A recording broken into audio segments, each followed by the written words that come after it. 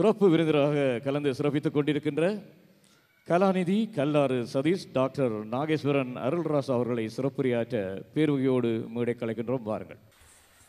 நேசம் மிகு தமிழ் நெஞ்சங்களே வணக்கம். இன்று மிக மகிழ்ச்சியாக எல்லோரும் அமர்ந்திருக்கிறோம். மிக சிறப்பான நடனங்களை கண்டு களித்து கொண்டிருக்கின்றோம். சுவிட்சர்லாந்திலே பல நடனக்கலை சாலைகள் இருக்கின்றன. பல ஆசிரியர்கள் எங்களுடைய குழந்தைகளுக்கு சிறப்பான முறையில் நடனக்கலையை பயிற்றுவித்து கொண்டிருக்கின்றார்கள். இந்த நடனக்கலை பாடசாலைகளில் அடிக்கடி நான் பல நிகழ்வுகளை கண்டு களித்துள்ளேன். கடந்த 10 ஆண்டுகளுக்கு முன்னர் நான் கண்டு களித்த திருக்கோணேஸ்வரர் நடனாலயத்தின் நடன நிகழ்வுகள் என்னுடைய மனதுக்குள் மிகுந்த மகிழ்ச்சியை ஏற்படுத்தியது. இவர்கள் கடந்த 10 ஆண்டுக்கு முன்னர் தங்களுடைய 10வது ஆண்டு நிறைவு விழாவை கொண்டாடுகின்ற வேளையில் என்னையும் அந்த விழாவிலே சிறப்புரை ஆற்றுவதற்காக அழைத்திருந்தார்கள். மீண்டும் 20வது ஆண்டு விழாவிலும் என்னை அழைத்திருக்கின்றார்கள். இந்த சிறு பதிப்பிலே நான் ஒரு வாழ்த்துக் கட்டுரையை எழுதியிருக்கிறேன்.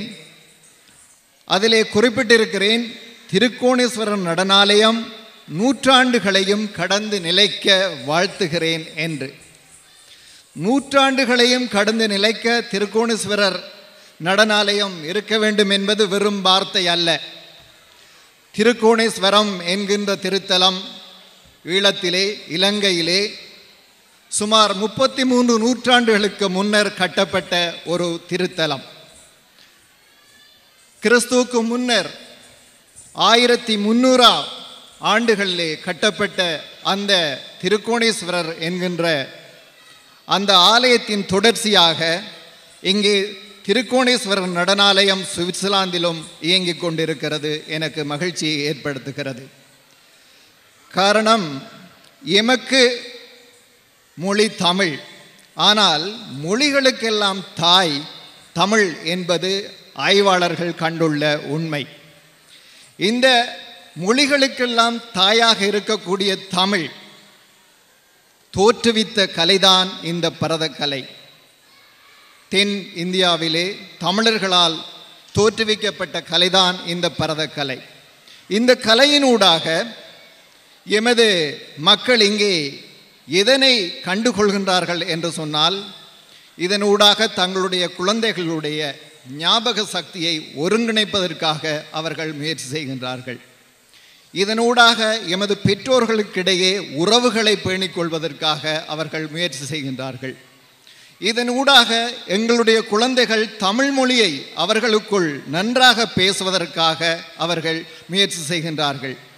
இப்படி இந்த கலை தரக்கூடிய பக்க சார்புகள், பக்க நிலைகள் நிறைய இருக்கின்றன. அதன் காரணமாக மொழி வளர்க்கின்ற இந்த கலையை, எங்களுடைய மொழி வளர்த்த இந்த கலையை நாங்கள் ஆதரிக்கிறோம், வரவேற்கிறோம், போற்றுகின்றோம். இந்த கலையை பயிற்றுவிக்கின்ற ஆசிரியர்களை எல்லாம் போற்றுகின்றோம், பாராட்டுகின்றோம். திருக்கோணேஸ்வரம் என்கின்ற அந்த ஆலயத்தின் தொடர்ச்சியாக இந்த சுவிட்சர்லாந்திலே இயங்கிக் கொண்டிருக்கின்ற இந்த திருக்கோணேஸ்வரர் நடனாலயம் ஒரு வரலாற்று பதிவை செய்யும் என்பது நிச்சயம். காரணம், கடந்த காலங்களில் திருக்கோணேஸ்வரம் என்கின்ற அந்த ஆலயத்தை 7ஆம் நூற்றாண்டிலே திருஞான சம்பந்தர் ராமேஸ்வரத்திலே இருந்து பதிகம் பாடி கௌரவித்துள்ளார். அங்கே செய்த இந்த பணியை இன்று நான் இப்பொழுது நடைபெற்ற கோணேஸ்வரர் புகழ் என்கின்ற ஒரு நடனத்தின் ஊடாக கண்டு களித்தேன். மாதுமை அம்மன் என்றெல்லாம் அந்த வார்த்தைகள் அதற்குள் கேட்கக்கூடியதாக இருந்தது. இன்று அந்த காலத்தில் மாதுமை அம்மன் இருந்த அந்த இடத்தில் இப்பொழுது இலங்கையிலே திருகோணமலையில் அரசாங்க அதிபர் கட்டிடம் இயங்கிக் கொண்டிருப்பதாக இப்பொழுது கேள்விப்படுகின்றோம். இந்த திருக்கோணேஸ்வரம் என்பது உண்மையிலே தீர்க்க தரிசனங்கள் சொல்லக்கூடிய ஒரு ஆலயம் என்று வரலாற்று ஆசிரியர்கள் கூறுகின்றார்கள். குறிப்பாக அங்கே ஒரு கல்வெட்டிலே குறிப்பிடப்பட்டிருக்கிறதாம், இந்த திருக்கோணேஸ்வரர் ஆலயத்தை எதிர்காலத்தில் பரங்கியர்கள் அழிப்பார்கள் என்று கூறப்பட்டிருந்தது. போர்த்துகேயர்கள் வந்து திருக்கோணேஸ்வரர் என்கின்ற ஆலயத்தை உடைத்த பொழுது அந்த கட்டடத்தில் எழுதப்பட்டுள்ள இந்த வாசகங்களை இன்றும் கூட போர்த்துக்கலில் இருக்கக்கூடிய மியூசியத்தில் காட்சிக்கு வைத்திருக்கிறார்கள் என்று சொல்லப்படுகின்றது. அதனால் 33 நூற்றாண்டுகளுக்கு முன்னர் கட்டப்பட்ட அந்த திருக்கோணேஸ்வரர் ஆலயமும் அந்த பக்தியும் தீர்க்க தரிசனமும் தொடர்ச்சியாக இன்று திருக்கோணேஸ்வரரை பற்றி இங்கே சுவிட்சர்லாந்திலே இருந்து இந்த சகோதரிகள் பாடிக்கொண்டிருப்பதும் ஆடல் பண்ணிக்கொண்டிருப்பதும் உண்மையிலே எங்களுக்கு மகிழ்ச்சியையும் அவர்களுக்கு பாராட்டுக்களையும் வாழ்த்துக்களையும் தெரிவிக்க வேண்டிய உண்மையான ஒரு உத்வேகத்தை கொடுக்கிறது. காரணம், இது வெறுமனே ஒரு பெயர் மட்டுமல்ல, இது தமிழர்களுடைய வரலாறாக இருக்கிறது. தமிழர்களுடைய உண்மையிலே ஒரு நீட்சியும் தொடர்ச்சியும் உள்ள மனிதர்கள் நாங்கள் என்பதை உணர்த்துவதற்கு ஆதார சக்தியாக திருக்கோணேஸ்வரம் என்கின்ற அந்த ஆலயமும் அந்த நாமமும் விளங்கி கொண்டிருக்கிறது. திருக்கோணேஸ்வரம் என்கின்ற ஆலயம் 33 நூற்றாண்டுகளுக்கு முன்னர் கட்டப்பட்டது என்று சொன்னால், விஜயனுடைய வருகை கிறிஸ்துவுக்கு முன்னர் வெறும் 5 நூற்றாண்டுகள் தான்.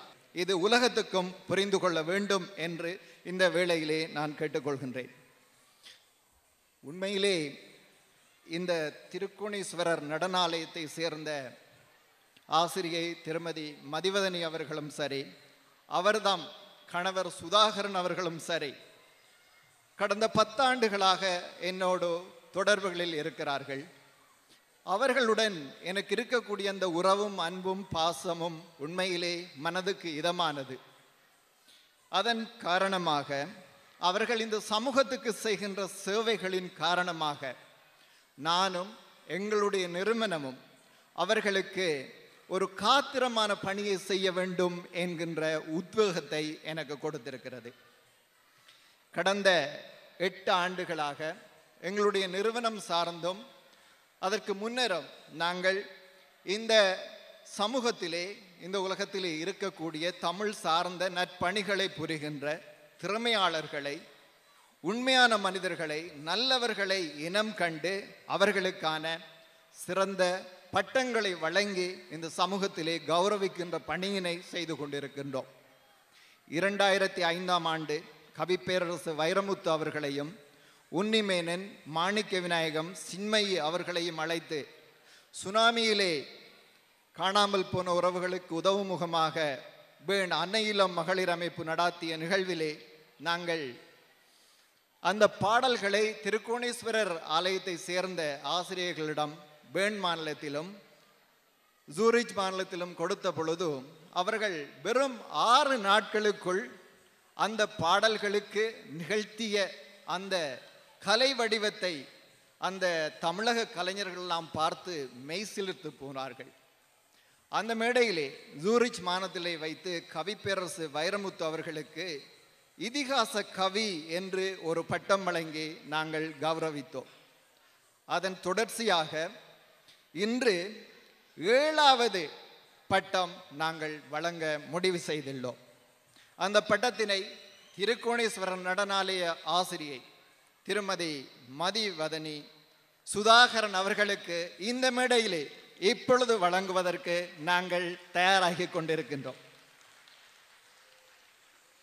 இந்த பட்டத்தை வழங்குவதற்கு என்ன காரணம்?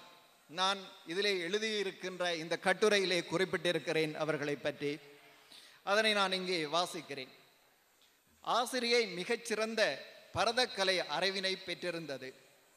மாணவர்களுக்கு இலகு முறையில் கற்பிப்பது, மென்மேலும் துறை சார்ந்து கற்றுக்கொள்வது, கலை தொடர்பாக சுவிட்சர்லாந்திற்கும் இலங்கை, இந்தியா மற்றும் பல நாடுகளுக்கும் இணையமாக செயற்படுவது, தனது 11 மாணவிகளை தனக்கு இணையான ஆசிரியர்களாக உருவாக்கியமை, வட இலங்கை சங்கீத சபையின் ஐரோப்பிய நுண்கலை பரீட்சை இணைப்பாளராக பதவியேற்றுள்ளமை, சிதம்பரம் அண்ணாமலை பல்கலைக்கழகத்தின் ஐரோப்பிய நுண்கலை இணைப்பாளராக பதவியேற்றுள்ளமை, 2007இல் தஞ்சாவூர் தமிழ் ஆய்வு மையம் நடனக்கலை செம்மல் எனும் பட்டம் வழங்கியமை, 2011இல் தமது குருவின் பொன்விழாவில் ஆடல் அரசி என பட்டம் பெற்றமை, யாழ் பல்கலைக்கழகத்தில் நாட்டிய கலைமணி பட்டம் பெற்றமை. இதன் தொடர்ச்சியாக எங்களுடைய இலாப மையம் என்கின்ற நிறுவனம் இப்பொழுது திருமதி மதிவதனி சுதாகரன் அவர்களுக்கு கலைமணி மதிவதனி சுதாகரன் அவர்களுக்கு நிறை கலை எனும் பட்டம் வழங்கி கௌரவிக்க இருக்கிறது. இந்த பட்டத்தினை வழங்குவதற்காக எங்களுடைய நிறுவனம் சார்ந்து எனது துணைவியார் திருமதி உஷா ரஜினி அருள்ராசா அவர்களை இந்த மேடைக்கு அன்போடு அழைக்கின்றேன். இந்த பட்டத்திலே கையெழுத்திடுபவராக தமிழக பல்கலைக்கழகத்தைச் சேர்ந்தவரும் இன்று இந்த விழாவின் பிரதம விருந்தினராக வருகை தந்திருக்கின்ற திருமதி மாதவி நடராஜன் அவர்களை, டாக்டர் மாதவி நடராஜன் அவர்களை இந்த மேடைக்கு அன்போடு அழைக்கின்றேன். இந்த பட்டத்தினை பெற்றுக்கொள்வதற்காக அன்போடு திருமதி மதிவதனி சுதாகரன் அவர்களை இந்த மேடைக்கு அன்புடன் அழைக்கின்றேன். ஒவ்வொரு மனிதருடைய வெற்றிக்கு பின்னாலும் இன்னும் ஒரு மனிதர் எப்பொழுதும் துணை இருப்பார். அந்த வகையிலே திருமதி மதிவதனி சுதாகரன் அவர்களுடைய வெற்றிக்கு பின்னால் இருக்கக்கூடிய திரு சுதாகரன் அவர்களை இந்த மேடைக்கு அன்போடு அழைக்கின்றேன். சகோதரி திருமதி சந்திரவதனி விஜயசுந்தரம் அவர்களையும் இந்த மேடைக்கு வருமாறு அன்போடு அழைக்கின்றேன். கலைமணி மதிவதனி சுதாகரன் அவர்களால் ஆசிரியர்களாக உருவாக்கப்பட்ட ஆற்றுகை தரம் கொண்ட மாணவிகளை இந்த மேடைக்கு வருமாறு அன்போடு அழைக்கின்றேன். சுதர்சினி நாகலிங்கம் அவர்களையும் மேடைக்கு வருமாறு அன்போடு அழைக்கின்றோம். இது நாங்கள் வழங்குகின்ற கலைமணி சுதாகரன் மதிவதனி அவர்களுக்கான நிறைகலை என்னும் பட்டம்.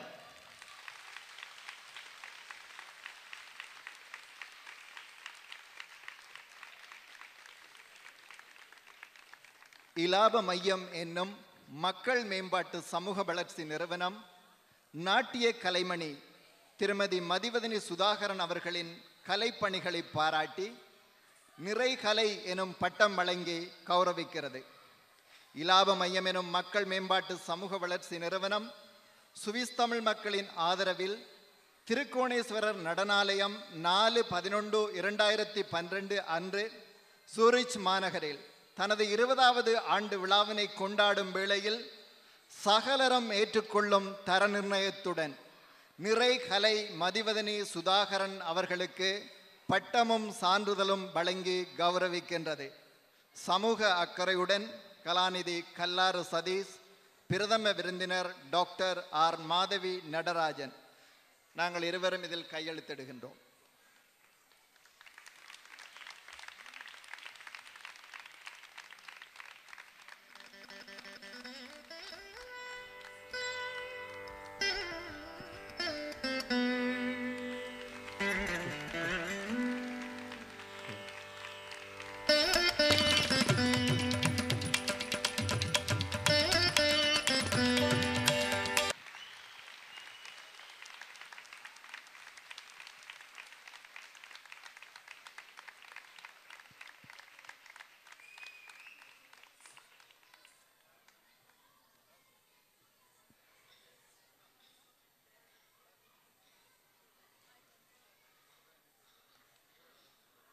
இனிய தமிழ் மக்கள் அனைவருக்கும், எங்கள் தங்க தமிழ் மக்கள் அனைவருக்கும் எமது நன்றியை தெரிவித்து விடைபெறுகின்றோம். நன்றி, வணக்கம்.